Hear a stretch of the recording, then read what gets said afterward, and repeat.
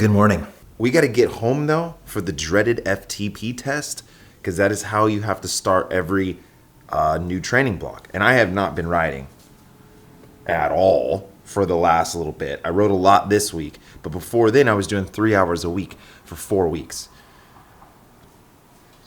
I need to find out where I'm at. I don't even understand how the babe did that. That is like the Tetris master. His Canyon Neuron, this thing he brought, and he has excelled insanely. He learned how to wheelie a ton, and we went onto these dirt jumps yesterday, I think. All right, last day out at the coast. We do this every year, Monday to Monday. It's my favorite time. It's amazing. Okay, we're out here at the BMX track now. If you follow me on Instagram, you all know the story already with my bubs.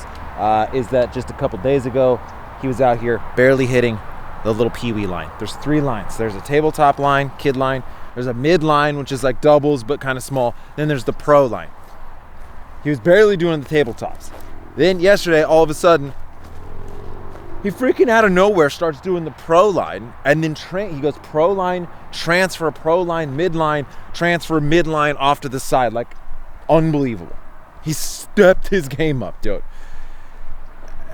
And now we're going to show you.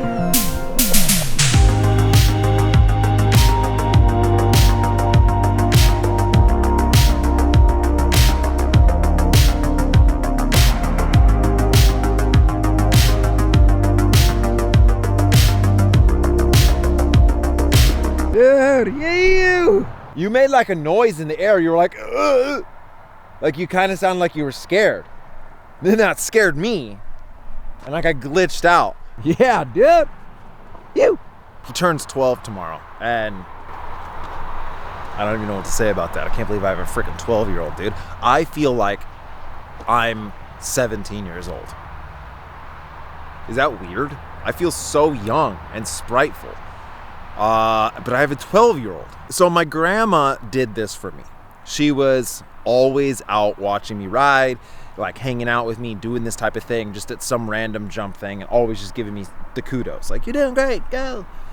And that's, I loved that growing up. So I've tried to give that to him where like, yeah, again, like I said, today, did I ride 70 miles? Yeah.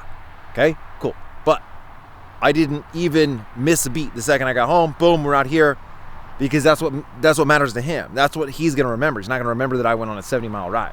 And how many hours I've spent just at random dirt fields, like cheering him on. Let's go, bro.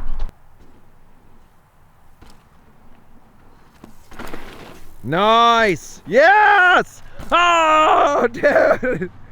All right, so in the past, he's been very discouraged very easily. Like one little thing goes wrong and he just shuts down. And that has been so frustrating for me as a parent. And to see right now him mess it up and be like, I got to do this. I can't leave until I get this done. It's like, parent win. It is so cold.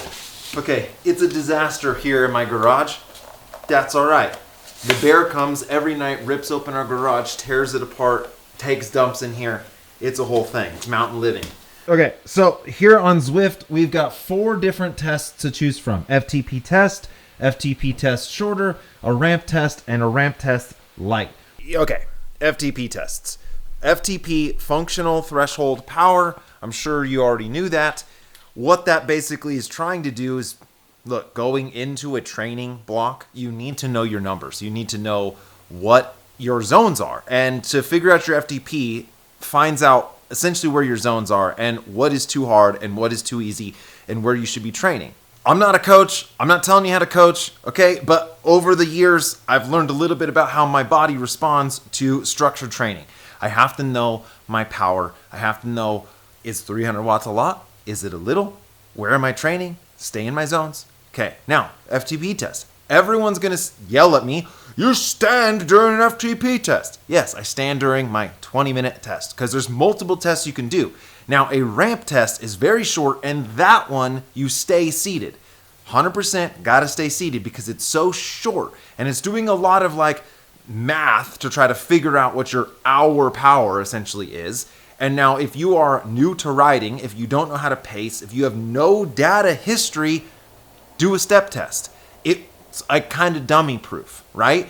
Now, if you do a 30-minute or a 20-minute FTP test, most people are going to go way too hard in the beginning, shoot for an unlikely goal that's like, oh, I'm pro, dude. I'm going to do 500 watts for 20 minutes. Then you blow up and you have bad numbers and you have bad zones.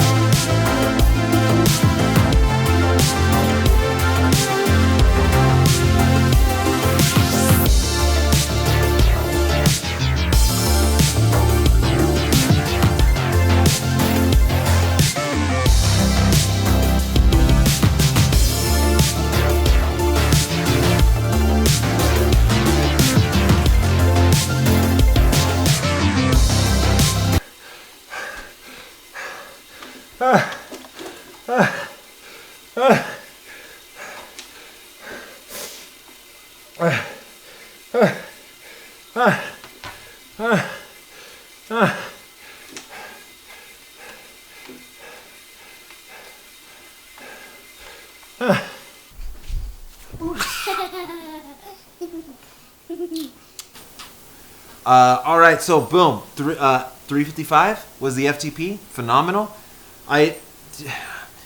So here's the thing: is that sometimes when you do a really good effort, you feel like you didn't do enough, and sometimes when you do a terrible effort, you feel like you did everything you possibly could. Because I've done so many FTP tests in my day, and I've done so many 20-minute efforts and long efforts that I feel really confident in my pacing strategy.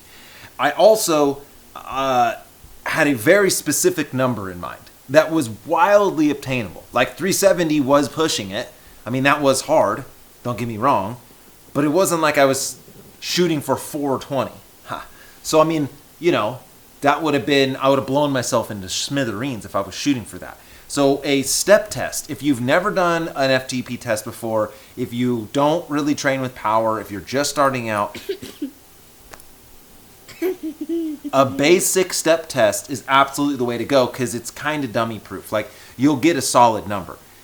If I did it, one, I don't feel like it's accurate. I would have had a higher FTP. Okay, it would have probably came back at 360 something, which isn't to me very accurate. Because it's such a short duration. Anyways, enough of that. It's time to be a dad.